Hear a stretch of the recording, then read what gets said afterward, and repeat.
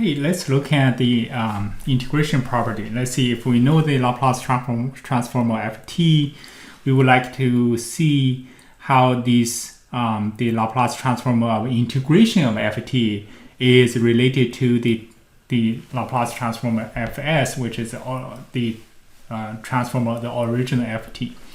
You may ask why we need this. Let's see if you have a capacitor, and if you know the capacitor, the current transform, and you may want to find that relate that voltage transform, because the voltage integration, the current of course skewed by the capacitance, the inverse of the capacitance, and in that case so you know how these related, and actually this is the secret of why we can turn into the differential equations or the integrations in the time domain to the algebraic equations. So this is a very useful property.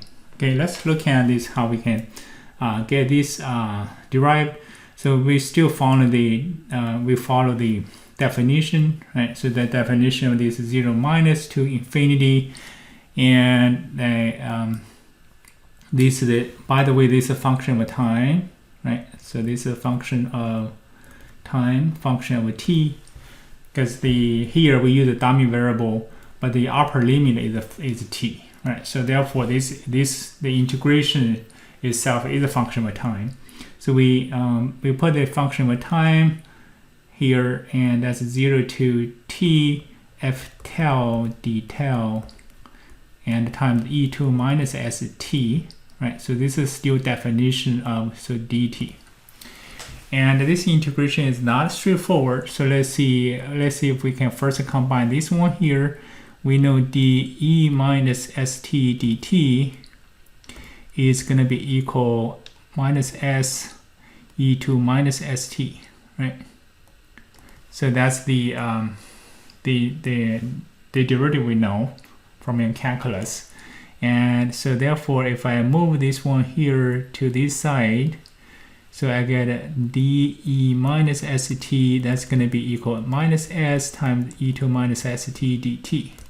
And I want to know this one here. So this one here, I would like move this negative s to the other side. So that would be equal 1 over negative s times dE minus st dt. Not dt, that equal e2 minus st dt on the right hand side, right? So therefore, this one here is going to be equal to this one here. So let me do one step here without skipping steps. I know a lot of you really don't like skipping steps. So in this case, we have 0 the 0 minus to infinity, and I have the same thing here, t f tau d tau, and I have 1 over minus s e2 minus st dt, right? The one thing is, since we're integrating with respect to t, this one here, I can move outside this integral here, right? So therefore, I can move that 1 over s to the outside this integral, and that becomes 0 to t f tau d tau, and e2 minus st. Oh, no, I'm sorry about that. So this here should be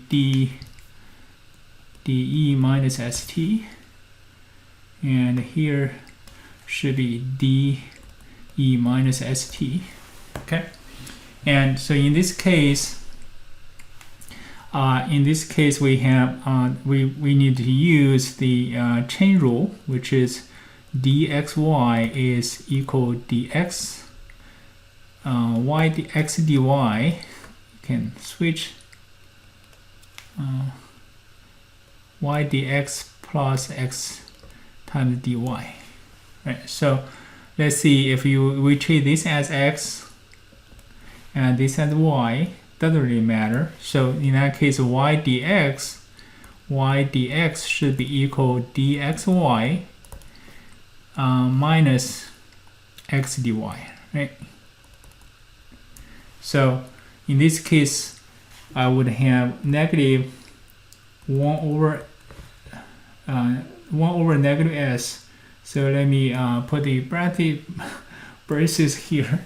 So in this case, x dxy, I can just integrate that out and write the upper and lower limit. So x, remember what x is, so that's the dxy integrate, that becomes xy, the first term, right? So therefore I have x times y, which is e minus st, and times y is 0 to t f tau d tau. So this is xy, right? So this is xy. I should evaluate this xy here at the upper and lower limit, right? So t is equal 0 minus, and t is equal infinity. So that's what I have, right? And for the xy, and then I have minus x dy. So integrate the x dy. So in that case, I have 0 to infinity, and x, that becomes these e2 minus st. dy, in this case, with the integration of that dy, so that will become ft, right? So this one here, the y here is, that become ft dt. So if you take a derivative with respect to t, and this one here, the dy dt is going to be equal ft. So let me write here. So for y, we have that integral here, dy dt should be equal ft. So therefore, the dy becomes ft dt, right? So that's the one here. And the first one here, let's see the second one. The second one is easy to tell. So I have 0 minus to be consistent. I use 0 minus. So the second one here, what's that second term? So ft, I can switch these two terms, right? So I can see ft times e2 minus st dt. That's just fs, right? So this is just fs. And for the first term here, so we evaluate that at infinity, 0 minus infinity, e2 minus infinity, s times infinity. For s has positive real parts, that becomes 0, right? So the second part, minus when t equals 0, and this term here would be 0. So maybe I should write things down. So when we evaluate this, the first term e2 minus in s times infinity times 0 to infinity f tau d tau, that's going to be equal to 0, since this term here is 0. Okay, and evaluate the second one minus the lower limit, and e2 minus s times 0.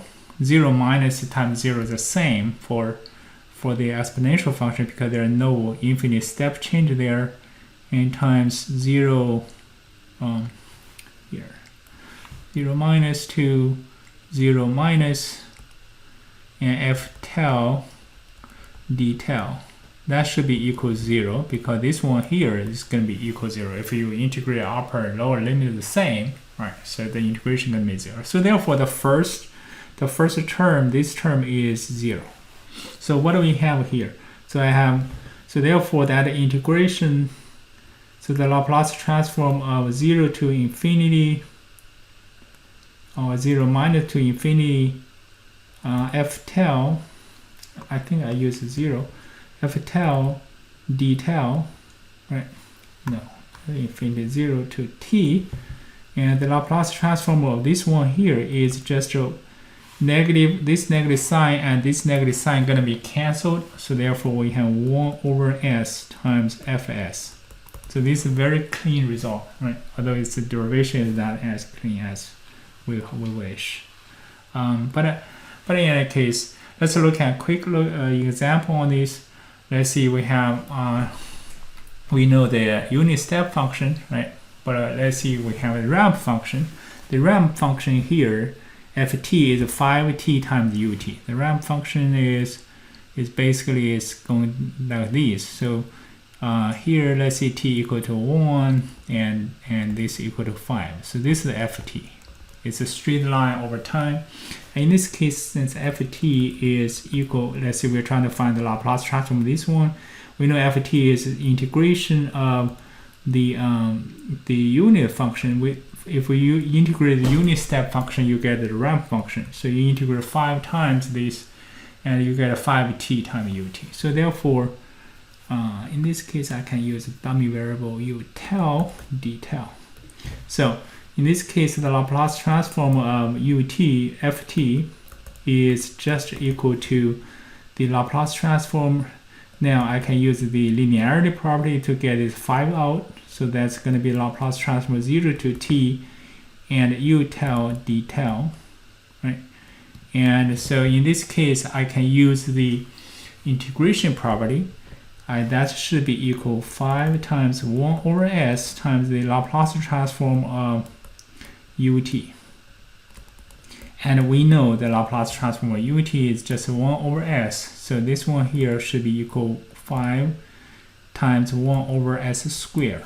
Or you can put the 5 on the numerator if you will, right? So that's the result, very quick result. So the ramp function we never did using the definition, but if we use, you know, the property of the integration, and you can get that very easy. Okay, so that's for this property.